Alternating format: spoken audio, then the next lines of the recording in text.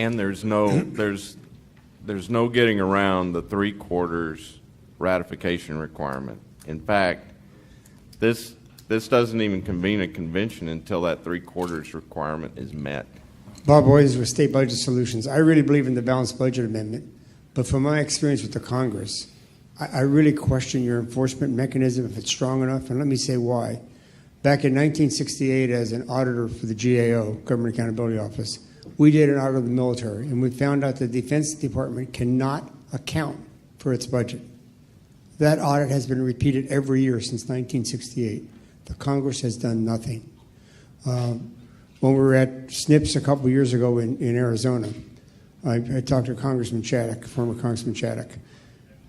The Congressional Budget Office every year puts out a report that shows unauthorized programs that have lapsed and are unauthorized. Some years it's $30 billion, some years it's $100 billion.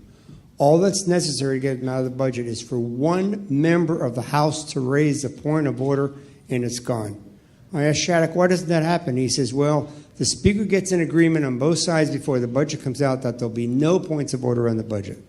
So if this were to pass, what would stop Congress from raising the national debt by $5 trillion before it goes into effect? Or what would stop them from gimmicking it, taking other items off budget? I mean, I know these guys. Neither party cares about a balanced budget, yep. Only for political purposes. Bob, believe it or not, the Compact's balanced budget amendment guards against all of those things.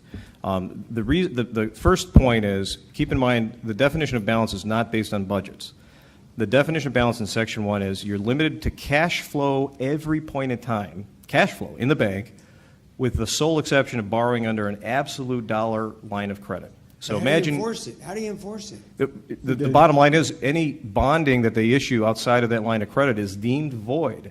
And in my experience as a constitutional litigator, bond markets get spooked if they see void bonds being issued. At minimum, they're going to charge a heck of a higher interest rate. At maximum, they won't buy it. They won't get the underwriting. So in your cash flow, does that include Medicaid?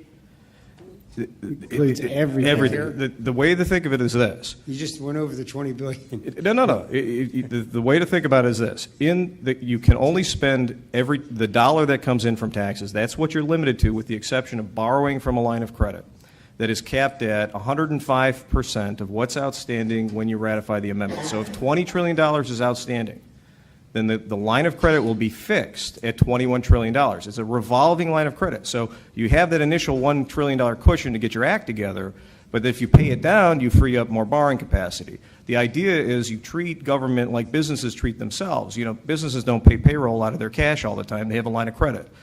But the important thing about having a line of credit is you recognize that you don't really need a whole lot more borrowing capacity if you have a responsible government. It's going to be a difficult sell to 26 state legislatures to get them to approve a further increase in that debt limit if they're just running right through that initial cushion of $1 trillion without a thought to a budget. So the argument is that Congress will know that it's got to be a difficult push. They're going to be forced to actually prioritize because they know they can't just sell anything to the states. And how we know that they can't sell just anything to the states is look at the fight over health care exchanges. Okay? Now, the Medicaid expansion we lost narrowly. It could have gone the other way. Imagine if any time Congress needed to get more borrowing capacity, they looked at a 50-50 shot at getting it. That would be a fundamentally different perspective on the way that they perceive their resources. Until you have that perspective of scarcity and resources, you never have a reason to have a budget. But now you've got that necessary, but maybe not sufficient, but necessary threshold. Now they have a reason to budget. Because if they can't get it 50% of the time, and they can't get it at all if they don't make a plausible case for it, then they're going to have to budget it. So the way we look at it is we don't dictate to Congress budget. Number one, that'd be like a 10-page amendment. And number two, I don't even know what the standards really should be. But the real problem is this. Would any of you guys budget anything if you had unlimited lines of credit? Would anybody care about the cost of anything? Or I mean, unless you had a sort of a religious ritual that you did that was independent of anything, accounting significant. So the root cause of the failure to budget in the federal government is the sense that they can borrow forever. So if you create the reality that they cannot, or at least half the time they cannot, that's going to change that behavior. They're going to be forced to budget. I just think you need an enforcement mechanism, and I know the games they take of taking other items off budget where you won't even see the revenue. They can take whatever items that they want to off their budget, but once they try to pay for it with cash, it falls under the balanced budget amendment. That's how you control that. Chip, I'd like to take Go ahead. a stab at answering that question, too, as to your concern about what's to stop Congress from arbitrarily increasing the debt limit by $25 trillion if they foresee an amendment that's about to impose restrictions on them. Here's what I'm thinking, like a politician now. If we have an amendment that's about to be adopted to our Constitution, that is not going to happen unless you have a tremendous mass of political will building across this country in support of that amendment. I think Congress would see that it would be foolhardy for them politically to try to thwart the will of the people via 38 states banding together to adopt an amendment. I think politically it would be suicide. Yes, ma'am. Lori Sane, Colorado, House of Representatives. I offer a compliment before I ask the question. The compliment is not many people are lawyers. Some people are lawyers and people are historians, but they're not usually both. And you, sir, are both. And so is Rob Nadelson. It's good to know why we do the things that we do and why it's so important to know the history behind it. So Donald Rumsfeld said something like, and I'll paraphrase, he said there's knowns, unknowns, and unknown unknowns. And it seems to me the compact packages all three of those together in one vehicle, which the simplicity of that I really like, even though some of the guts of it seem more complicated. So the question is, it seems like the National Debt Relief Amendment is one of the core enforcing mechanisms of the Compact for America.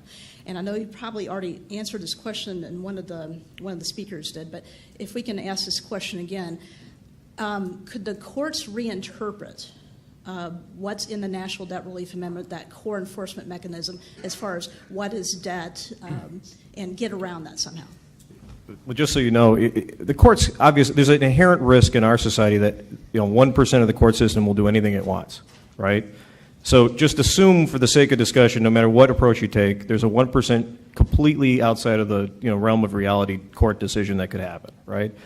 Putting that aside, we designed this amendment in the definitions that are in the final section to circumvent every court decision that has circumvented debt limits and balanced budget requirements in the states. I did a study of every state constitution for the Goldwater Institute about 4 or 5 years ago and looked at debt limits and balanced budget requirements and studied the case law and how they were being basically circumvented. And Dr. Schlomock also did the same, and he had a hand in helping us peer review and draft this amendment. And we chose definitions that are tight and all-encompassing enough to pretty much capture and prohibit every known way that courts have found to circumvent a debt limit. And there may be a couple of ways that it doesn't completely prohibit because there's no way to do it and still have any borrowing capacity at all because the words are inherently vague, but we strongly deter that as well. We could talk about that. We have personalized briefings starting at 2, 3, and 4 today. And Chip will give you the information, the location. We have a flyer we're going to hand out afterwards. We could talk about those definitions in greater detail. But basically, we looked at every known way that courts have evaded debt limits and balanced budget amendments, and we built into our definitions a strong deterrent or a prohibition on those. And in the end, here's the thing. No amendment, no parchment barrier is ever going to be perfect, right? We have murder laws. We still have murder. But nobody can say, let's get rid of the murder laws, right? I mean, it doesn't make sense. What you're doing is you're creating moral, social, political high ground for the right policy choice that is extremely significant. Think about it. Would we be where we are with gun rights without the Second Amendment, even before the court spoke on it, right? So the biggest thing, we have to reorient the way that we think about constitutional amendments. They don't have to be perfect. They don't have to be completely ironclad, as long as they're strong enough that anybody cheating it are known to be cheaters, right? We've got about 3 minutes left. Wes? Thank you. Rep. Wes Keller, Alaska. If you would indulge me just a comment, it isn't really a question. I successfully carried the bill in Alaska, and Paulette did the one in Georgia, and there is now a compact in place. And the reason I'm pointing that out is, just like our discussion today, it's easy in engaging and whatever to talk about the budget problem, the debt problems that we have. And it's very difficult to find an opponent to this compact bill that's going to go in there and argue that the federal government ought to have the right to spend whatever it wants. I mean, there's not many people around that'll do that. Where you get hit, and where I got hit was on the details and the getting the weeds on the process as far as the compact is concerned, and the parts where it's fragile, like all the other Article 5 approaches that are out there.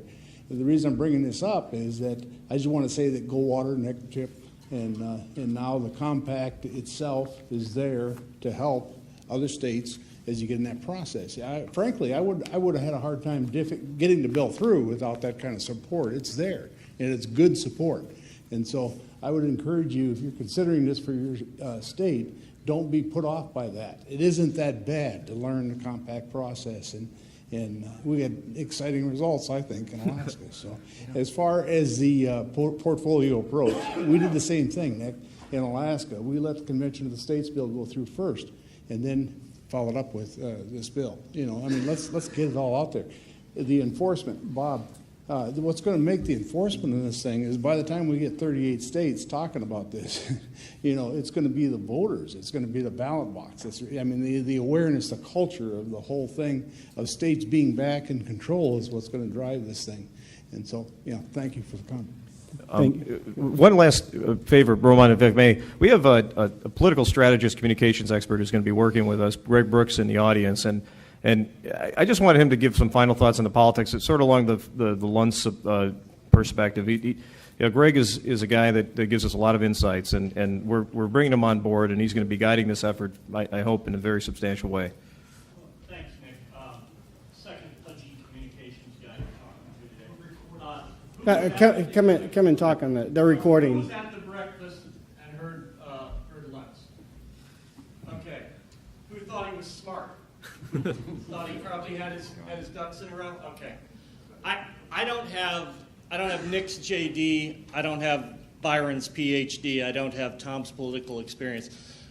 What I've got is about 30 years of advancing political and policy ideas through strategic communications. And I'm involved with this because I think it's that rare mythological beast of being both a political and a policy and a philosophical winner. Balanced budget tests well across virtually every demographic. This is the process of bringing this bill or one of the competing ideas to your legislative bodies carries very little political cost at this point. It's not the type of thing that's going to get a lot of big headlines. And right now, we are at, for this idea, 30 seconds. A somewhat singular point in history. We have a Congress that could be reasonably expected to pass it. We have a larger number of red or red-leaning state legislatures than ever before. We have poll numbers showing negative public attitudes about Congress that actually flip and work very positively for this issue. I know that you heard yesterday about the Convention of States approach. It's a good approach. If you actually want to change the Constitution and get this done, this is the fastest way to do it. This is the rocket ship that will achieve more in the next 3, 6, 12 months than anything else that's out there. And I'd like you to look at it through that lens. And Thanks, Nick, Greg. Everybody will be around. Two things. If you could, we'd like to work with you in your state to get this bill filed. If you would, take your business card, write on there if you're willing to help sponsor this, drop it in the bowl on your way out, and we will be in touch with you. We're also having personalized briefings. You can get a flyer on that when you walk out. It'll be in the Redwood room on the second floor. We'll be there in about a half hour, and we'll be there all afternoon. If you want one-on-one, if you want more personal information on this, we'll be available there. We really thank you for coming and look forward to talking with you later.